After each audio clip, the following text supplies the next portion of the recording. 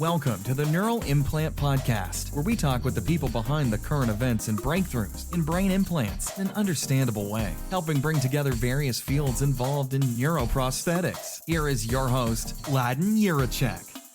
Hello, everyone. Welcome to the Neural Implant Podcast. Today's guest is Stephen Ho, and he is at Blackrock Microsystems. We've had some guests from there before, but that's actually not the reason that we have him on the show.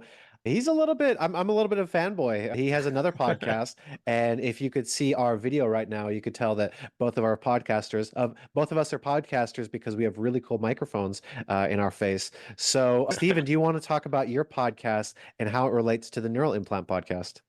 Sure, absolutely. So, yeah, first of all, thank you so much for having me. I know we've talked about it before up to this point, but it's, as I'm sure you're aware, it's tough to get two adults, schedules coordinated. But I'm glad we made it. Yeah, for sure. Yeah, so let's talk about your. I mean, we'll get into your other background and everything like this, but I want to talk about Neurratives, the podcast. I think it's on a bit of a pause, but I think hopefully this inspire you to bring it back a little bit. Yeah.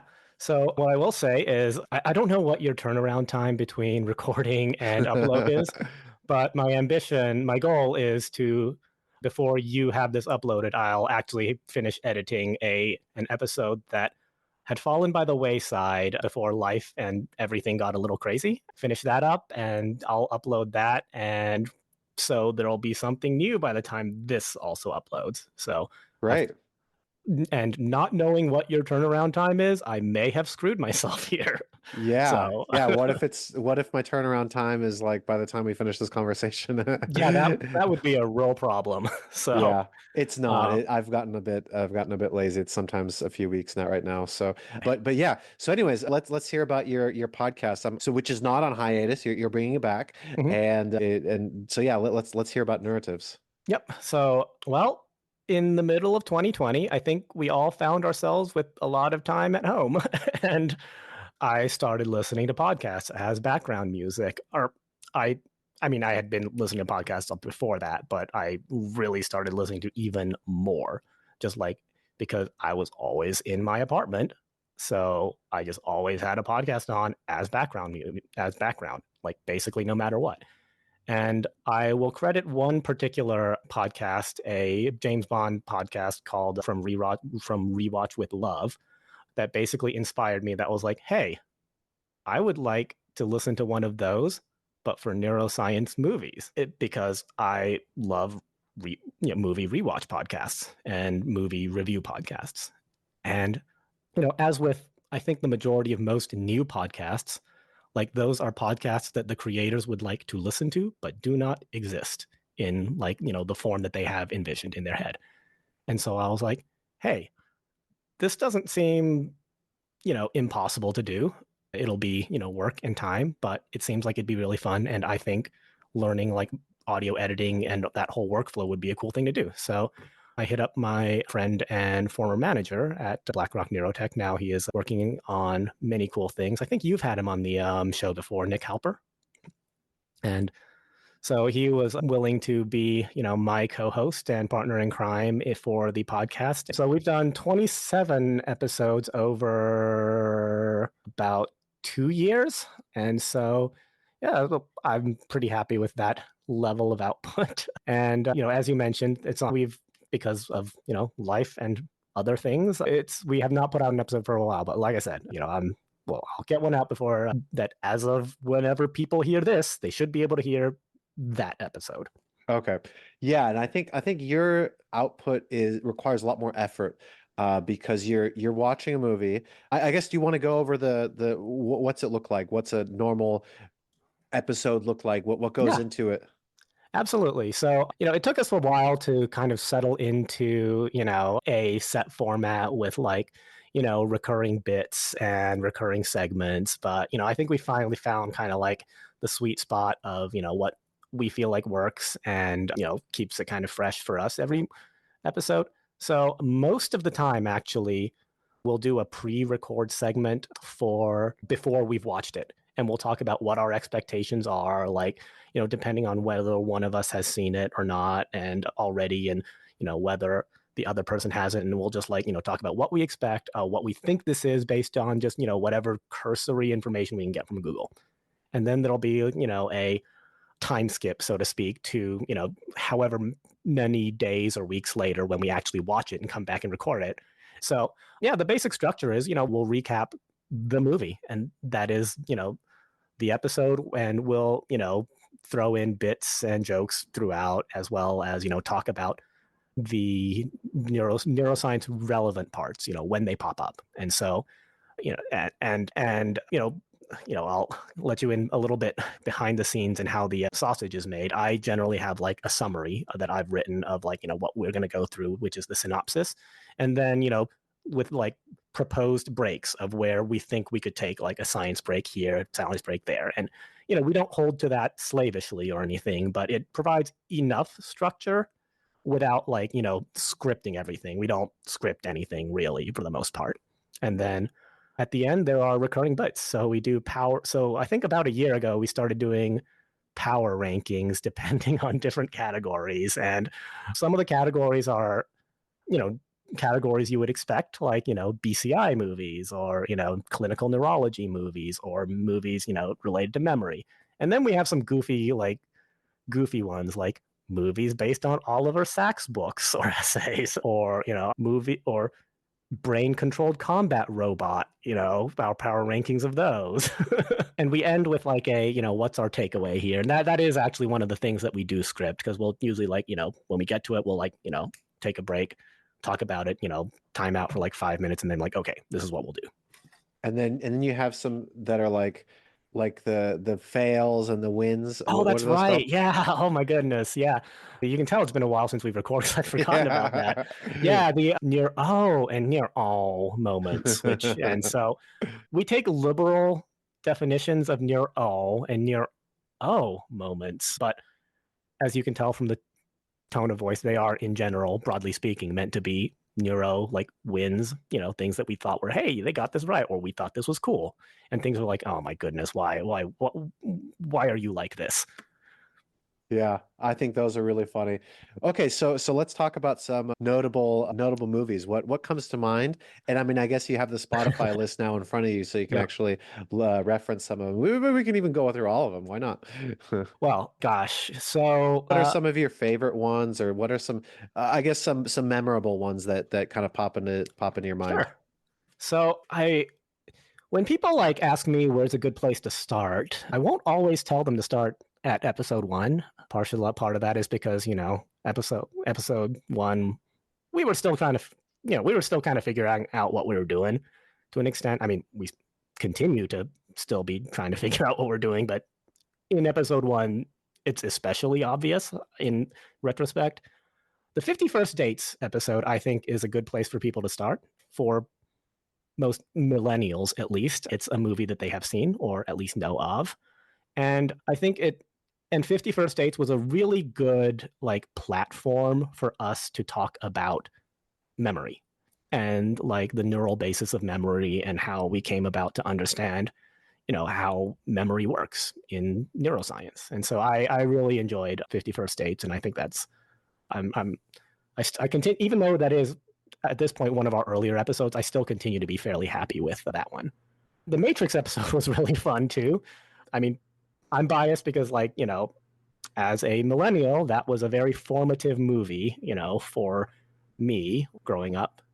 And that was also our first episode where we had a guest. And so it was, I think I described that episode in the blurb as a 2.5 hour descent into wine drunkenness. And it was really fun. And our guest, Jessie Michelle, was a very fun time. And she has since been on again in the panel episode, which I guess I'll talk about that episode. So I am a fan of British panel television shows like 8 out of 10 Cats or QI or Taskmaster. And I don't know any of these. it's okay. No, neither did anyone else on the panel. It's fine. It's a very specific, weird niche like humor that, at least in North America. But anyways, it was basically game show like, where we had a group of very fun people on doing very accomplished and intelligent people doing not always very intelligent tasks that were assigned to them. So that is a fun time as well. So that was our 20th episode celebration, so to speak. Okay. Cool. So you talk about, I guess, like the neuroscience, memory and everything like this. So I guess we can talk now about your qualifications, you and your co-host. What are you guys basically basing this off of, or what gives you the right to comment on these movies like The Matrix? Sure. So my background is biomedical engineering. I have an undergraduate degree in biomedical engineering, and then in grad school at the University of Florida, where you are at right now, my focus during my master's degree was neural engineering, and I worked in Dr. Aisha Gunduz's lab, who does neuromodulation. And so, I have experience with DBS, EEG, analysis of EEG recordings in DBS patients. And then after grad school, I went to go work for Blackrock Microsystems, and having that sort of neural engineering background translated well to being able to work with neuroscience researchers to serve the neuroscience research community. And through years of kind of working with neuroscience researchers, talking with them about their research, attending conferences, seeing all their posters, it was, I've gotten to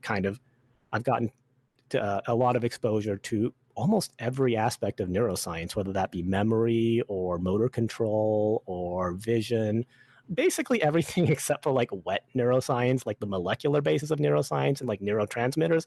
And anyone that listens to the podcast will know that I freely admit that I don't know jack about neurotransmitters or like the molecular biology of neuroscience. In grad school, I stared at MATLAB all day. So. Okay, cool. So yeah, so you do have a nice experience, so you can comment on a lot of these things and feel pretty confident. Did you feel like imposter syndrome, or did you be like okay, now everybody's gonna put your intelligence on display and out into the public world, and people will shoot it down or be like, oh, you're wrong? Or did you have any problems with that, or did you feel some kind of imposter syndrome, or what? Well, I continue to feel imposter syndrome at almost every aspect of professional life. But that aside, I think what helped was that I think like Nick and I don't pretend to be true scientists. We often jokingly, but we're also being kind of serious that like, hey, neither of us actually have PhDs. Like, we're not true scientists. We just played one on TV. But we also don't necessarily, we also I think talk about things in a general enough way, because our goal is not necessarily for the podcast to be like so technical to the point that you need a neuroscience degree to understand it. We don't always, because we're like arms deep in this stuff, we don't always get there. I think sometimes we are a little bit too jargony, but broadly the goal is to be accessible, and I think we approach it in such a way that the impression is not that we're pretending to be accomplished neuroscience researchers.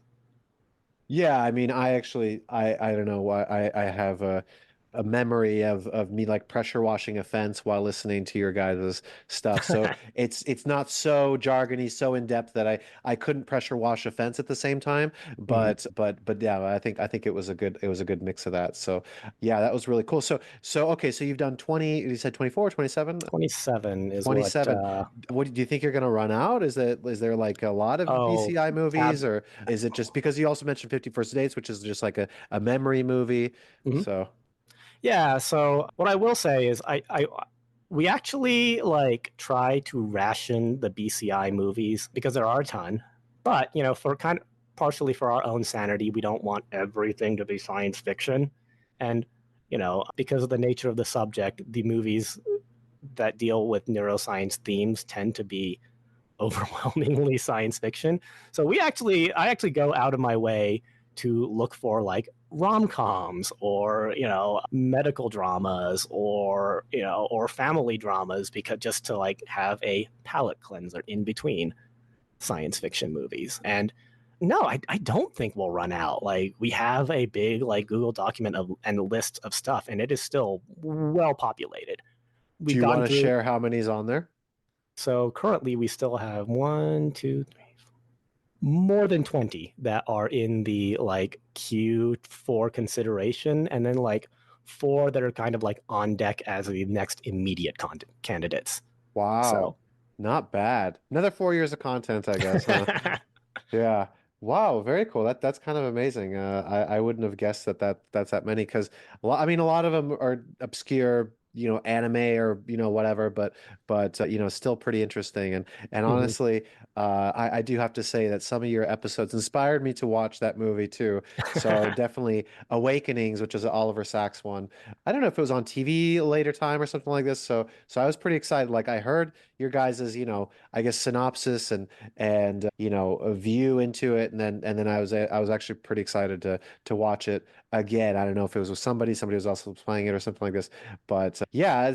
So would you recommend listening to narratives before you watch a movie or after you watch a movie, or both? I think both are valid. I think before is probably ideal, but I don't want to like, burden anyone with like having to spend another 2 hours of their life watching something when they're already spending like an hour and a half listening to, our content. So that's why we do the synopsis. So but I think people that have seen the movie may like have a little bit more insight into like some of the comments we have, or they'll certainly like have opinions, they'll be able to form their own opinions on our analysis and what we have to say. So Okay. So if you, I mean, we have a big microphone out into the world and we can talk to, I guess, directors of movies. What should they either start doing or stop doing for BCI movies? so I actually tend to be like pretty relaxed in terms of like accuracy and to science and technology and all that. I point it out when it's not accurate and such, but I don't always consider that to be the detriment of the movie as a movie. So, but I will say, oh gosh, number of tropes that are like that do kind of get me. Okay, percutaneous connectors, like the Matrix, that like giant thing that he just like stabs into the back of the neck. Same thing with like Ghost in the Shell, where they like jack in, jack out with like a thing stuck in there, like a thing with a cord stuck in their like arms or whatever. Like, stop doing that. Those are gross. Like percutaneous things, like infections just waiting to happen. Like, same like catheters and such. Like, there's a reason like UTI, like hospital infections for like catheters are like so freaking high. It's because a hole in your body to inside your body is an infection waiting to happen. And so, like, nobody ever like talks about that in BCI fiction, in BCI. So that, I think that's my one pet peeve. Other than that, I'm actually pretty relaxed about accuracy in BCI. I'd rather it just be a good movie, or not even a good movie. If it's gonna be bad, at least be bad in like in a way that's interesting to me. Just don't be boring. Like a campy movie or something like this Yeah. versus just If you want to talk to somebody who will give you some very strong opinions on BCI and bad BCI in movies, talk to Dr. Brendan Allison at UC San Diego. did you guys have him on the show or what? I've recorded a segment with him that will make its way into an episode when we do another 10% of the brain movie. So we've done one with Lucy, and we do intend to do Limitless with Bradley Cooper at some point in time.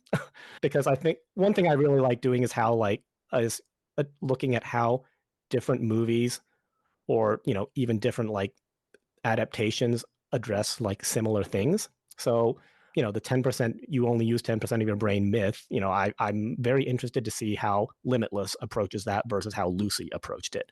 Because spoilers for anyone that hasn't listened to the episode, Lucy is a profoundly and deeply stupid movie, but like I actually thought it was pretty dang fun despite it all. And so I'm very curious to see whether Limitless is, kind of similar, or how, it shakes out. Yeah. Cool. Well, that sounds good. I mean, I think if I ever come there, I definitely, I don't know if you have this on the list. We might have talked about Cyberpunk Edge Runners, which is coming off of Cyberpunk 2077, apparently the video game. But it was really cool. But it's a series. It's like an anime Yep. series. But I really enjoyed it. So that'd be something that I don't know if you guys have planned, but I think that'd be fun. We can, I've talked to Nick about Cyberpunk 2077, talking about like the video game, about talking about it. For practical reasons, video games are not the ideal way to, kind of facilitate that discussion, because it's the same reason we don't always do television shows or like books, because you can watch a movie in 2 hours and you're done. Like if we were to like do Altered Carbon, we'd have to like watch 10 1-hour episodes, right? Or reading a book. It's kind of similar. But fortunately, I have already seen Cyberpunk Edge Runner, so we can absolutely do that. So we'd love to have you on to do that. Yeah, that'd be cool. Well, great. Okay, this is a lot of fun. I mean, I think this is a fun project that you basically, yeah, just put your own spin on things, and your guys's expertise doesn't go to waste, and however many hundreds of thousands of listeners you guys have, can learn from that and be able to watch 50 First Dates with new eyes. Well, Stephen, this has been great. If people want to find out more about your work, how do they find it? So they can find the podcast on Apple Podcast or Spotify Podcast, or temporarily, however long Google Podcast is still a thing, on Neurratives at Neurratives, Neurratives. We're not on the Bad Bird site, Twitter or X, simply because I don't want to engage with that website or its community. So, and you can go on our website, neurrativespodcast.com. It basically just links you to Google Podcasts or Apple Podcasts or Spotify. But I would guess Spotify is probably the most common way to find us. Okay. Well, great. Thank you so much. This has been fun, and yeah, I can't wait to hear some more episodes when they start coming out. Yeah, absolutely. And let's get you on for Cyberpunk Edge Runners. Hope you enjoyed the show and were able to learn something new, bringing together different fields in novel ways. Until next time on the Neural Implant Podcast.